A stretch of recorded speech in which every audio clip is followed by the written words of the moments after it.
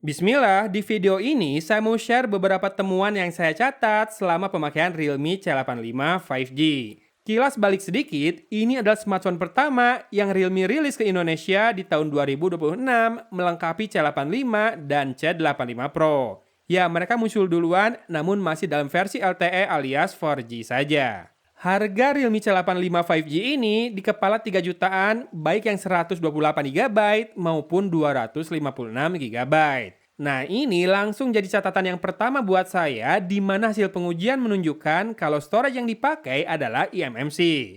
Ya, skor storage tes di Antutu masih belasan ribu soalnya. Satu keputusan yang sangat bisa dipertanyakan mengingat SoC yang digunakan Dimensity 6300 sebetulnya sudah support storage yang UFS. Nampaknya Realme mau fokus ke baterai dan durability saja ya di smartphone ini. Performa sedikit dikesampingkan dan jadi prioritas yang lebih rendah ketika menghadapi kenaikan harga komponen memori. Lalu kedua, performa keseluruhan sebetulnya tidak banyak terganggu ya, termasuk konsumsi dayanya yang jelas awet. Baterai jumbo 7000 mAh dan prosesor berfabrikasi 6 nanometer jadi duet setia untuk bertahan seharian bahkan lebih. Dan main game seperti PUBG Mobile masih bisa dapat settingan smooth extreme maupun HDR Ultra.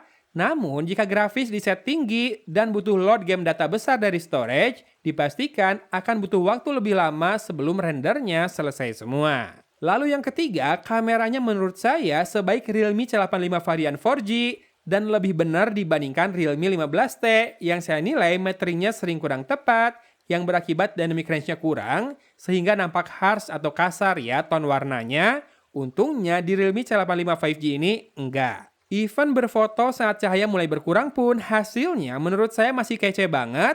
Lampu-lampu di sudut temaram malah nampak syahdu, minim flare, dan masih bisa munculin highlight dan shadow yang berimbang loh di kala low lights ini. Ternyata setelah saya googling sensor kamera belakangnya ini pakai Sony IMX852 dengan resolusi 50 megapiksel. Jadi pantas ya foto-foto pakai Realme C85 5G ini aman banget. Hasilnya enak dilihat dengan kualitas yang cukup sesuai harganya meski bukan yang terbaik di kelas ini. Cuma sayangnya video selain mentok di Full HD 30 fps saja, stabilisasinya juga sangat minim. Sampel perekaman video bisa disimak di akhir nanti ya. Teman-teman jangan lupa simak juga kualitas perekaman audionya dan komen. Lalu catatan keempat adalah sektor multimedia yang juga terasa kurang prima. Saya waktu unboxing HP ini kan udah pede aja kalau layarnya itu Full HD+. Namun pas saya cek spesifikasinya ternyata masih HD Plus doang ya. Ditambah lagi speakernya ini mono. Kalau nyetel podcast atau kajian sih nggak ada masalah. Yang penting kan isinya nyampe, detailnya nggak ada masalah juga, pun powernya masih cukup nyaring. Dan bisa di ultra boost juga ke level 400%. Cuma kalau buat gaming, jadinya nggak bisa bantu nebak arah dengan jelas, dan buat dengerin detail suara, semisal saat tonton film juga ya pasti kurang. Nah, catatan kelima, smartphone ini punya IP rating yang sangat tinggi sekelas flagship, karena lengkap sekali loh. IP69 Pro itu terdiri dari IP66, IP69, dan IP69K. Belakangnya udah kepala 9 loh. Kalau kepala 4 kayak IP54 atau IP64 itu kan sebatas splash-proof saja, alias tahan percikan. Nah kalau ini udah beneran lulus tes dengan air bertekanan dan juga suhu tinggi. Lanjut, dia punya standar military MIL STD 810H dan rangka dalam milik Realme yang jadi salah satu keunggulan yang mereka jual ke pasar karena memang tahan banget ya, dinamain Armor Shell.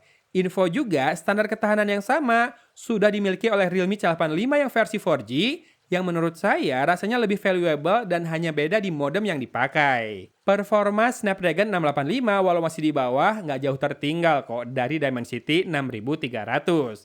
Yang terakhir sebetulnya bonus info saja nih. Saya belum tahu ya efeknya nanti sampai mana. Ya, sudah santer beredar kabar bahwa Realme akan dikembalikan posisinya sebagai sub-brand dari Oppo. Mungkin jadinya seperti Poco yang ditarik kembali masuk ke dalam tubuh Xiaomi. Menarik buat melihat perkembangannya ke depan, mengingat memang pola bisnis Realme sudah tidak fokus ke penjualan online dan juga bukan lagi brand buat para entusias. Sehingga karakternya sudah sedemikian mirip dengan inangnya tadi. Satu-satunya pembeda adalah segmentasi Realme yang diperuntukkan buat youth alias anak muda dan mulai fokus ke ranah e-sports. Tapi ya nggak usah kaget juga lah ya, kan sejauh ini charger Realme pun selalu pakai Superfook barengan Oppo. Dan Realme UI sebetulnya masih ColorOS juga kan, yang dipermak sisi luarnya saja.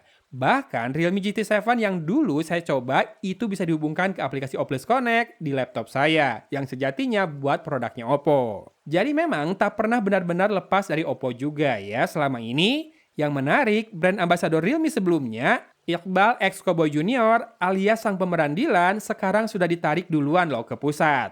Lalu bagaimana ya kiprah Realme selanjutnya di Indonesia? Mari kita lihat saja ya. Teman-teman silahkan simak sampel kamera Realme C85 5G ini. Jangan lupa cek produk YouTube Shopping yang saya munculkan juga ya. Siapa tahu ada yang menarik hati. Oke? Dari kota Cimahi, Agon pamit undur diri. Wassalamualaikum warahmatullahi wabarakatuh.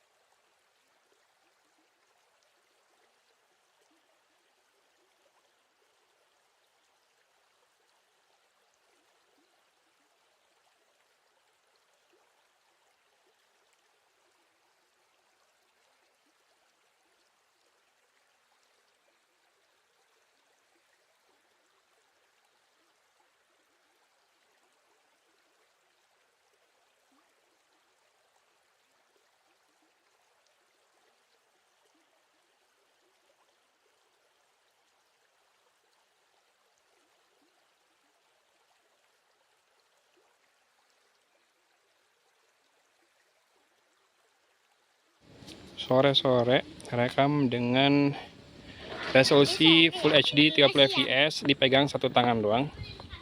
Ini menurun jalannya. Tuh. Tilting. Panning. Kukira siang, ini sore dong. Kan udah sholat asar. Coba pegang dengan dua tangan, siapa tahu lebih stabil. Buat tilting. Panning. Itu mungkin tempat buat cuci mobil. Buat selangnya doang. Kamera depannya 8 megapiksel doang resolusinya, jadi sama sih buat ngerekam video juga Full HD 30 fps. Selangnya nggak ada. Iya, bawa sendiri dong selangnya mah. Di sini bagus sore-sore. Udah mau golden hour tapi mataharinya ketutup awan. Tuh, sana mataharinya. Kelihatan nggak? Mana mataharinya? Sekitar situ. Dan mikranya kurang ya, nggak terlalu kelihatan mataharinya di mana.